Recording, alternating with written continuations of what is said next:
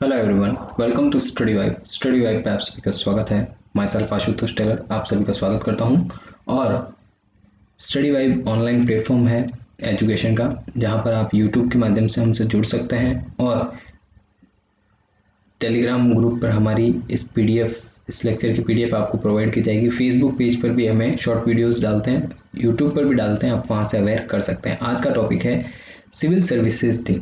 ठीक है, civil services day के बारे में हम डिस्कस कर रहे हैं कि क्या है ये सिविल सर्विसेज डे और क्या होता है और कब स्टेबल हुआ और किन किन कारणों से हुआ, उन सब के बारे में डिस्कस करते हैं। चलिए स्टार्ट करते हैं इस लेक्चर को।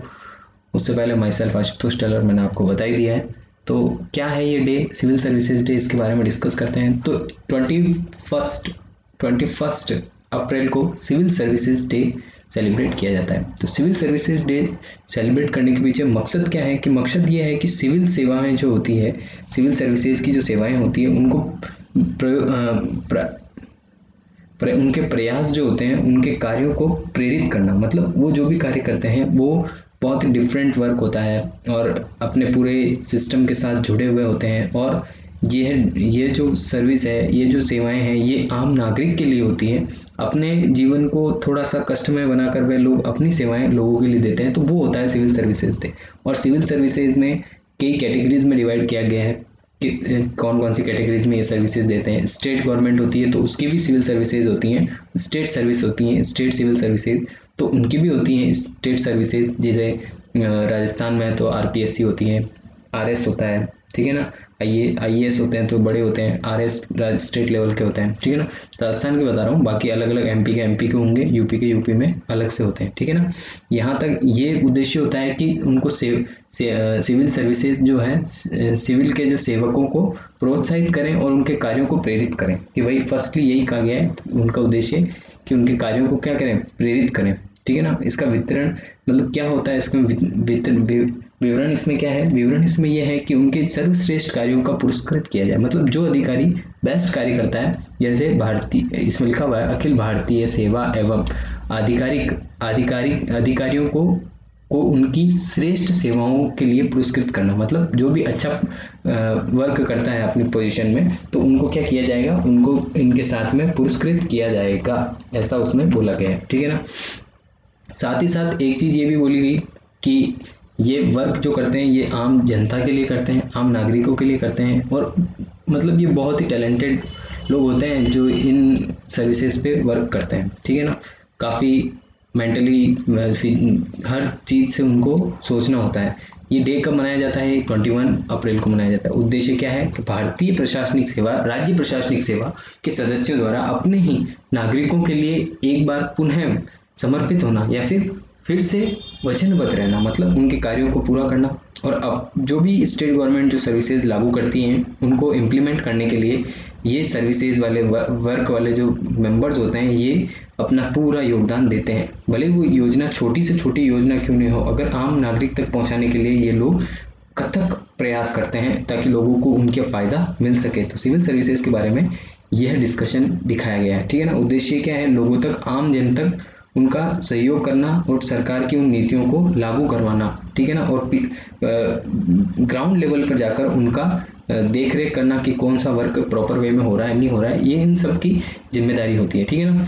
इस अवसर पर केंद्र और राज्य सरकार के अधिकारियों को भारत के प्रधानमंत्री द्वारा सार्वजनिक प्रशासन में उत्कृष्ट के लिए सम्मानित किया जाता है। तो इसमें कौन करता है सम्मानित, तो आपको ये चीज ध्यान रखनी, प्रधानमंत्री करते हैं। कौन करते हैं, प्रधानमंत्री करते हैं। किनके करते हैं, केंद्र सरकार और राज्य सरकार के, किनके, केंद्र सरकार और राज्य सरकार के जो अधिकारी होते हैं उनको कौन सम्मानित करता है, प्रधानमंत्री करते हैं। उत्कृष्ट कार्य जो करेगा उनको, ये चीज आपको ध्यान रखनी है यहाँ तक कि उत्कृष्ट कार्य जो करेगा, उत्कृष्टता के लिए, प्रशासन में उत्कृष्टता के लिए क्या दिया जाता है, सम्मान दिया जाता है।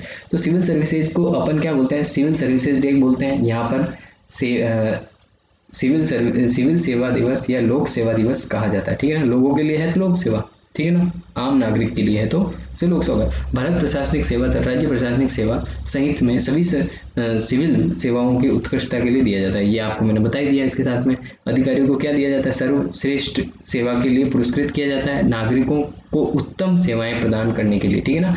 यह पुरस्कार उन्हें उन नागरिकों को उत्तम सेवाएं प्रदान करने के लिए दिया जाता है। यहाँ तक का ध्यान पता चल गया है, ठीक है ना। इसमें यह भी कहा गया है कि अधिकारियों को बेहतर प्रदर्शन की भावना के लिए यह पुरस्कार दिया जाता है और बदलते समय एवं नई नीतियों चुनौतियों से निपटने के लिए उन्हें अपनी नीतियों पर मंथन करने का अवसर मिलता है। मतलब आप क्या कर सकते हैं, न्यू किस तरह इनोवेशन के थ्रू आप अपनी जो सर्विसेज हैं, चुनौतियां हैं या फिर डिफिकल्टीज हैं, उनका सामना किस तरह करेंगे, उनके ऊपर भी ये डिस्कशन करते हैं, ठीक है ना। उद्देश्य क्या है, उद्देश्य है कि प्रशासनिक सेवा भारतीय प्रशासनिक सेवा तथा राज्य प्रशासनिक सेवा के सदस्यों द्वारा अपने आप को नागरिकों के लिए एक बार पुनः समर्पित करना, ये सारी वचनबद्ध करना, ये सारी बातें हमने आपको कही। पर ये क्या कहते हैं कि एक सबसे बड़ी है कि सिविल सेवकों को बदलते समय के साथ, चुनौती के साथ भविष्य के बारे में भी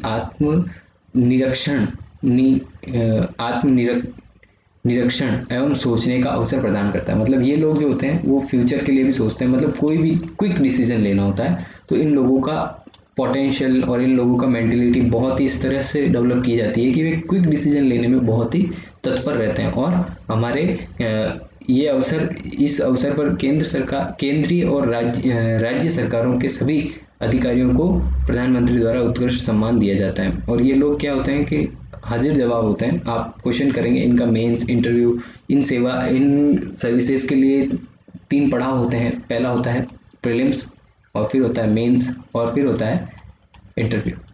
तीनों होने के बाद में फिर ट्रेनिंग होती है मसूरी के अंदर, ठीक है ना। ये 3 पड़ाव हैं। तीनों पड़ाव के बाद में आपको अपनी रैंक के अकॉर्डिंग, आपकी जो स्कोर शीट होती है उसके अकॉर्डिंग आपको जो आप जो डिजर्व करते हैं रैंक के अकॉर्डिंग, उसमें आपको IPS, IAS और कलेक्टर बनते हैं। तो IAS जो भी बोलते हैं, आप सब जानते हैं इन चीज़ के बारे में डिस्कस कर रहा हूँ तो आपको पता है कि IAS बनता है, कलेक्टर बनते हैं, तो DM बनते हैं। इस तरह से अलग अलग कैटेगरी डिवाइस की जाती है, ठीक है ना। इनका पुरस्कार क्या है, तो इनका पुरस्कार यह है कि सिविल सेवा दिवस पर भारत के सभी अधिकारियों को क्या किया, प्रशासनिक उत्कृष्ट कार्य के लिए प्राइम मिनिस्टर द्वारा अवार्ड दिया जाता है। ये तो मैंने आपको बता ही दिया। पुरस्कार में सिविल सेवाओं को प्रेरित करने, काम के लिए प्रेरित करते हैं, ठीक है ना। ये क्या कहते हैं कि इन्हें 3 श्रेणियों में बांटा गया है। इस चीज़ को आप नोट कीजिएगा कि इसमें पुरस्कार जो दिया जाता है वो 3 श्रेणियों में दिया जाता है। पहली जो श्रेणी वो पहाड़ी राज्य है, मतलब जहाँ भी माउंटेन एरिया है, पहाड़ी राज्य हैं, उनके लिए है पहली श्रेणी। ये चीज़ आपको ध्यान रखनी है। दूसरी श्रेणी क्या है, दूसरी श्रेणी है 7 केंद्र शासित प्रदेश, ठीक है, यूनियन टेरिटरीज जो है 7, उनके ऊपर दिया गया। और तीसरी श्रेणी में बाकी बचे हुए 18 राज्य, ठीक है, 18 राज्य जो है उनके लिए किया गया है। तो 31 अप्रैल को ही क्यों, 21 अप्रैल को ही ऐसा दिवस क्यों मनाया जाता है, तो इसके बारे में भी देख लेते हैं। तो 21 अप्रैल को सिविल सेवा सर्विसेज दिवस के रूप में मनाया जाता है। इस दिन 1947 में सरदार वल्लभ भाई पटेल ने प्रशासनिक सेवाओं के पहले बैच के